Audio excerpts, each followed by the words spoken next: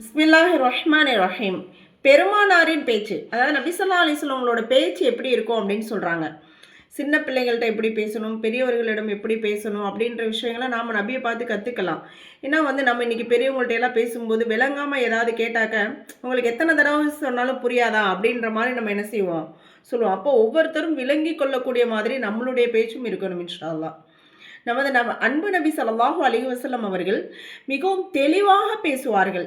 கேட்பவர்கள் நபியவர்களின் பேச்சை நன்கு விளங்கிக் கொள்வார்கள். எவரின் பேச்சுக்கிடையிலும் நபி அவர்கள் பேச மாட்டார்கள். யாராவது பேசிட்டு இருந்தால் குறுக்க மறித்து பேச மாட்டாங்க.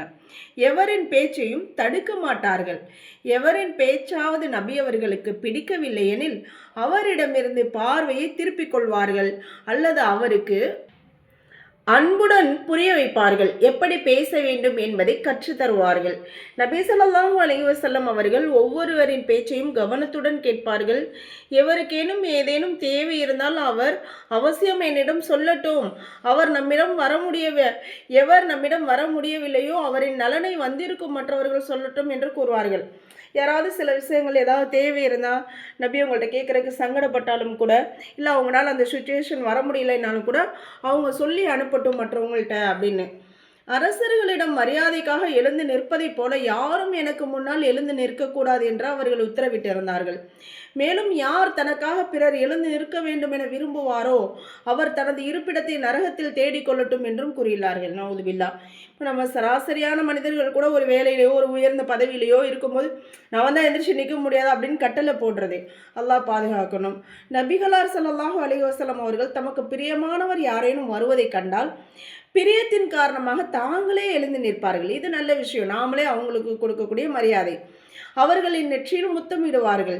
நபி அவர்களுக்கு குழந்தை பருவத்தில் பால் புகட்டிய தாயார் ஹலீமா அம்மையார் அவர்கள் வந்தபோது எழுந்து நின்று அவர்களை வரவேற்று அவர்களுக்காக தங்களின் போர்வையை விரித்து முன்னால் அமரச் செய்தார்கள். மேலும் அன்னாரின் அன்பு மகள் ஃபாத்திமா ரலியல்லாஹு அன்ஹா அவர்கள் வந்தபோதும் எழுந்து நின்று அவர்களின் நெற்றியில் முத்தமிட்டார்கள். இது பிரியத்தினுடைய வெளிப்பாடு. அதன் காரணத்தினால நாம் அவங்களுக்கு கொடுக்குற மரியாதை. நபி அவர்கள் யாரை பற்றியும் தமக்கு முன்னால் குறை கூறக்கூடாது என சஹாபாக்களுக்கு அறிவுறுத்தி இருந்தார்கள். எவரின் மீதும் எந்த தவறான எண்ணமும் இல்லாமல் தூய்மையான உள்ளத்துடன் நான் இவ்வுலகை விட்டு செல்ல விரும்புகிறேன் என்று கூறுவார்கள். யாராவது ஒருத்தரை பற்றி நம்மக்கிட்ட தப்பாக சொல்லிட்டாங்க, அவங்கள பார்க்கும்போது நமக்கு என்ன சிந்தனை வரும்? அவங்க இப்படிப்பட்டவங்களா அப்படின்ற எண்ணம் தான் வரும். அதனால தான் ரசூலுல்லாஹ் சொல்ல வேண்டாம் அப்படின்னு சொல்லியிருக்காங்க. பேசும்போது இஸ்லாமிய ஒழுக்கத்தை கவனத்தில் கொண்டு பேசுவார்கள். பிறருக்கும் அதனை வலியுறுத்துவார்கள். இந்த விஷயத்தில் ஏழை செல்வந்தர் அனைவரையும் சமமாகவே பாவிப்பார்கள். இது ரொம்ப நல்ல விஷயம். இந்த விஷயத்தை எல்லாருமே நம்ம எடுத்துக்கணும். எல்லா மனிதர்களிடத்திலும் சராசரியாக நல்ல விதமாக பேச பழகிக்கணும்.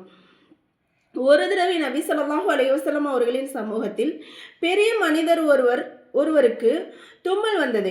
அவர் அல்ஹம்துலில்லாஹ் என்று கூறவில்லை. பிறகு அங்கிருந்த ஒரு ஏழை மனிதருக்கு தும்மல் வந்தது. அவர் அல்ஹம்துலில்லாஹ் அப்படின்னு சொன்னார். அதற்கு நபி அவர்கள் யர்ஹமுக்கல்லாஹ், அல்லாஹ் உமக்கு அருள் புரிவானாக என பதில் கூறினார்கள். அதை கண்ட அப்பெரிய மனிதர், தாங்கள் எனக்கு அருள் வேண்டி துஆ செய்யவில்லையே அப்படின்னு சொல்லி கவலைப்படுறாங்க என வருத்தப்பட்டார். அதற்கு நபி அவர்கள், அவர் அல்லாஹ்வை புகழ்ந்தார், எனவே தான் நான் அவருக்கு துஆ செய்தேன் என்று கூறினார்கள். அதாவது அந்த செல்வந்தனார மனிதர் தும்மிட்டு சும்மா இருந்துட்டார். அவர் அல்ஹம்துலில்லாஹ் சொல்ல, அந்த ஏழையான கிராமவாசி அல்ஹம்துலில்லாஹ் சொல்கிறாங்க. அப்போ அவர் அல்லாஹ்வை யார் அல்ஹம்துலில்லாஹ்னு தும்மல் வந்தோடனே சொல்கிறாங்களோ அதை நம்ம காதால் கேட்குறவங்க யர்ஹமுக்கல்லாஹ் அப்படின்னு துஆ செய்யணும். அதை தான் நபி ஸல்லல்லாஹு அலைஹி வஸல்லம் அவங்களும் அவங்களுக்காக துஆ செஞ்சாங்க.